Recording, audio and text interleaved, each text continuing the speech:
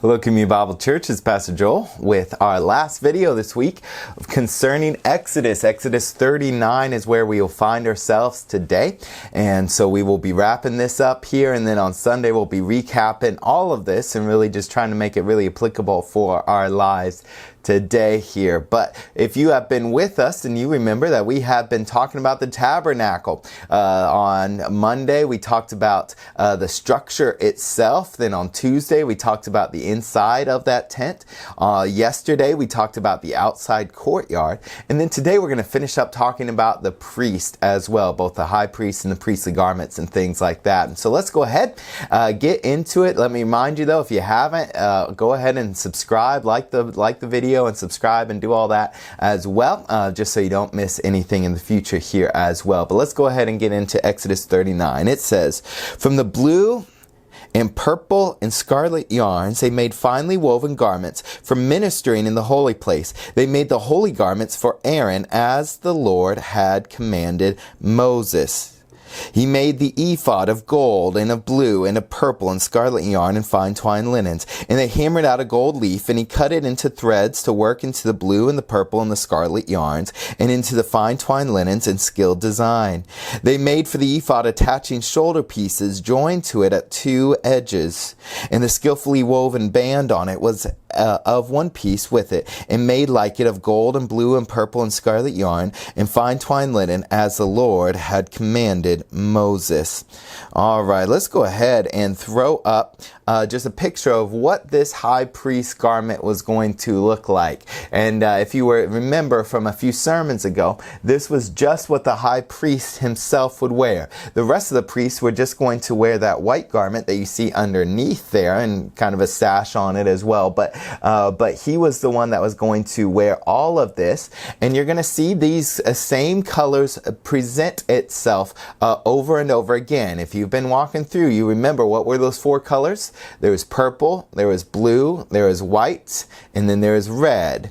And those four colors were the colors of all the curtains that lead yourself into the very presence of God. Now, the high priest was the only one that was going to go in and actually ever be able to see the Ark of the Covenant inside the tabernacle, right? And so nobody else really got to experience all of that except for him. But the beautiful imagery that we see here, especially with these colors shining forth on that ephod, is simply this, is that it is a picture now of heaven. It's a picture of heaven shining forth. And so for the rest of the country, they couldn't get in there to the presence of God, but they could see the representative of heaven through the high priest. And why is that significant? Well, Jesus Christ is our high priest, as the book of Hebrews tells us, that we're going to be studying a lot more in our next upcoming sermon series here.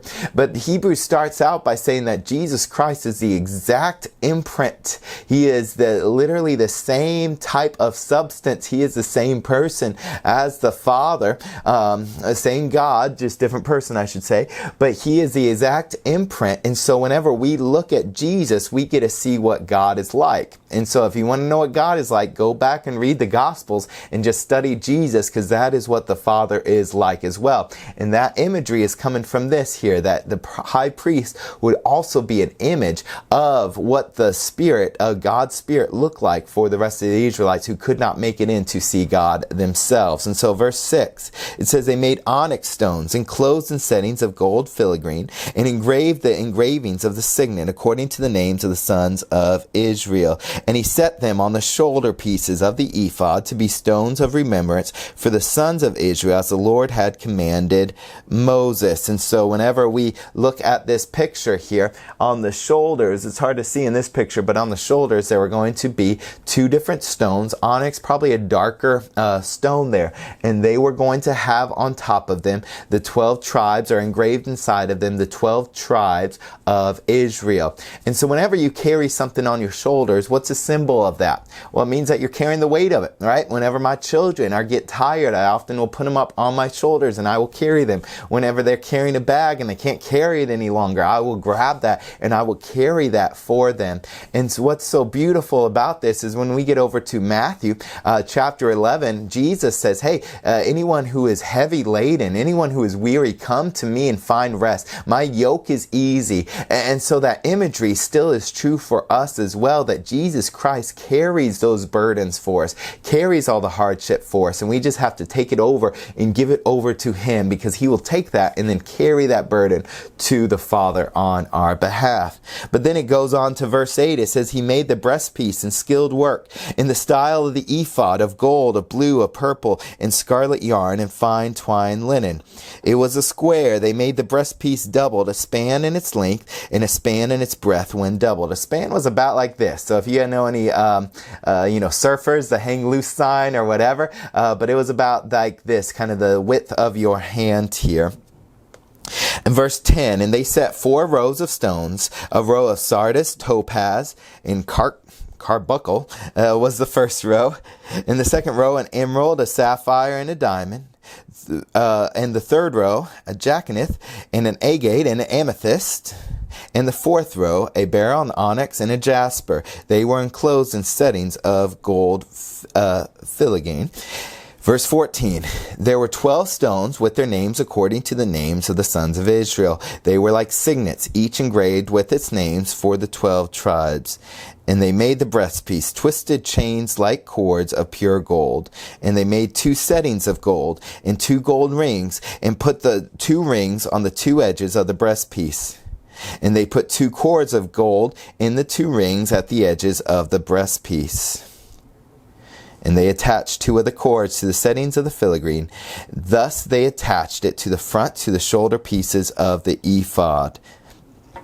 And they made 2 rings of gold, and they put them in the 2 ends of the breastpiece on inside the edge next to the ephod. And they made 2 rings of gold and attached them in front to the lower part of the 2 shoulder pieces of the ephod, as it was seen above the skillfully woven band of the ephod. And they bound the breastpiece by its rings to the rings of the ephod with its lace of blue, so that it should lie on the skillfully woven band of the ephod, and that the breastpiece should not come loose from the ephod, as the Lord had commanded Moses.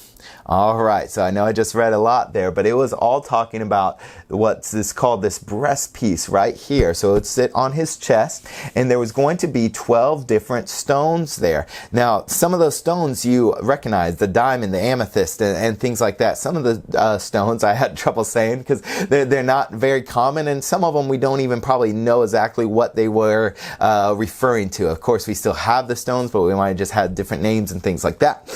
So if you don't recognize it, that's just because we'd have different names for them. But there would have been just 12 normal stones, and there are some sort of rhyme or reason. Some people will try to make a big deal about which tribe went to which one, but Scripture doesn't specifically state. You would assume, and many people, this is the normal assumption, that the order that it was listed off as would be the order from the oldest down to the youngest of the tribe of Israel. And so that probably is the case, but it doesn't directly ever state that that should be the case. But regardless, it's hard to make huge assumptions because the Bible does not specifically clarify.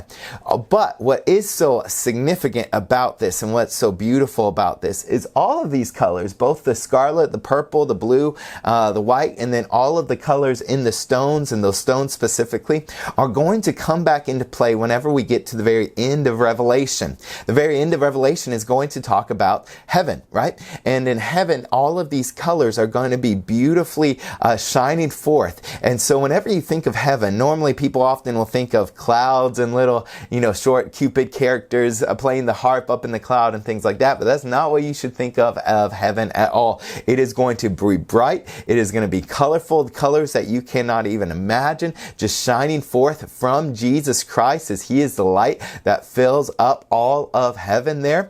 And so this, this outfit here, it is very colorful. It is very bright. This would have been something completely different than almost all the other dress of the day. And all the other dress of the day, they would have just had kind of a thick wool type of dress, and it probably would have been just kind of dark and brown, and because it gets dirty and it's hard to clean without the washing machines and the OxyClean and all of that there.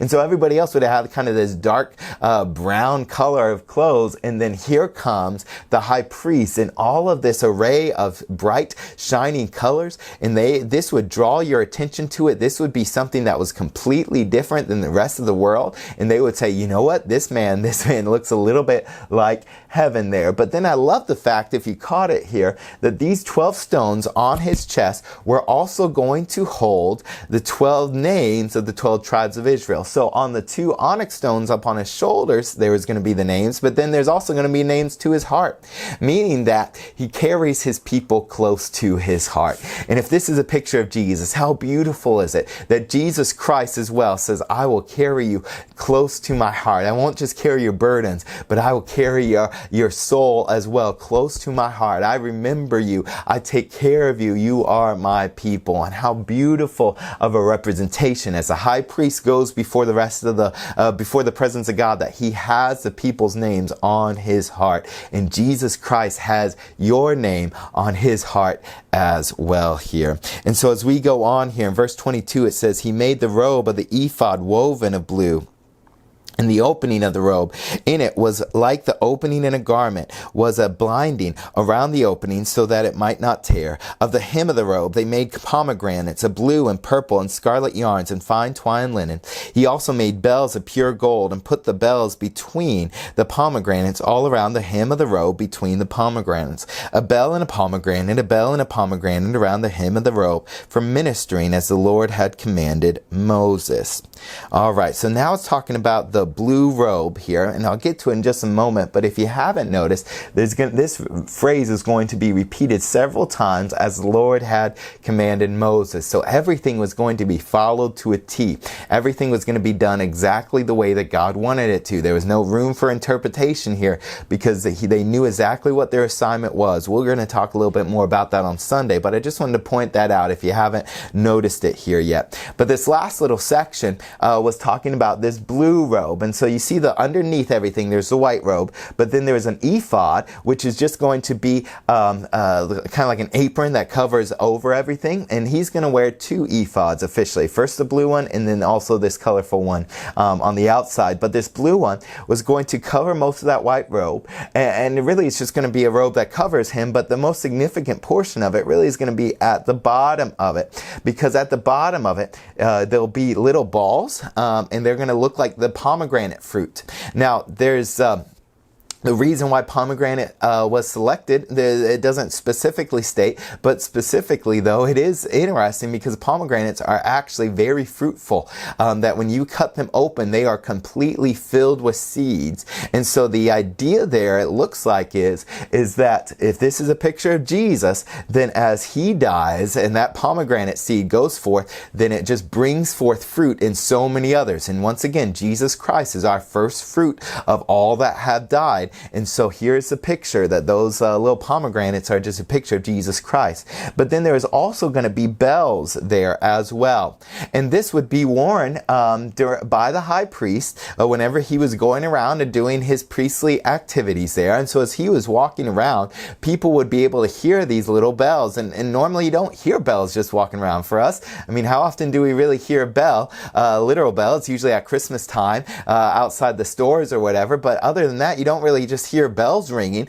Maybe your cell phone or something like that has that as a ringtone, but normally you don't. And especially back then, you wouldn't just hear that. So whenever people heard that, they knew that they could hear that there was a high priest, which that also was just a good reminder, hey, that we have an advocate. We have somebody that is working on our behalf. And so even as he went in the tabernacle, maybe if you were close enough, you could hear some of those bells ringing outside. And so you say, man, I can never get into the very presence of God, but I know somebody. I have an advocate. I have an intermediary that's going on the Father on my behalf. And they could rejoice in that as well. And so in verse 27, they also made the coats woven of fine linen, and for Aaron and his sons, and the turban of fine linen, and the caps of the linen, and the linen undergarments of fine twine linen, and the sash of fine twine linen, and blue and purple and scarlet yarns, embroidered with needlework as the Lord had commanded Moses. There's that statement again. But this is now talking about that white garment that's underneath everything. And that white garment was what everybody would wear. Not only the high priest under everything else, but then that was the garment that all the other priests, or literally the sons of Aaron is usually what it's going to be referred to as in the book of Exodus. We're going to wear that white, just the white sash, and then also a white turban as well. Now the sons of Aaron, as I explained on a Sunday morning, is a picture of you and me, because we are the sons of Jesus. We are the after his first fruit, right? And so now they are going to be clothed. And what are they going to be clothed in? Pure white. And how beautiful of a picture is that we as Christians are clothed in white. And that wasn't anything that they actually owned. This was not something that they brought themselves, but rather this was clothes that was given to them, put on them, actually when they were ordained to the priesthood. And you and I have been ordained to the priesthood from the book of 1 Peter, as we talked about here. And so when you become a believer, you are clothed in his righteousness. You are clothed in purity. And so no matter what your story is, no matter how sinful you think you are not more sinful than God is loving. You are not more better at sinning than God is at giving grace. And he is able to cover all of that to where he and everyone else can only see that white purity whenever you get to heaven. And even right now, when he looks at you, he doesn't see that past sin. He sees the righteousness covering you. How beautiful of a picture is that? But then in verse 30 it says, and they made the plate of holy crown of pure gold and wrote on it the inscription like the engraving signet, holy to the Lord.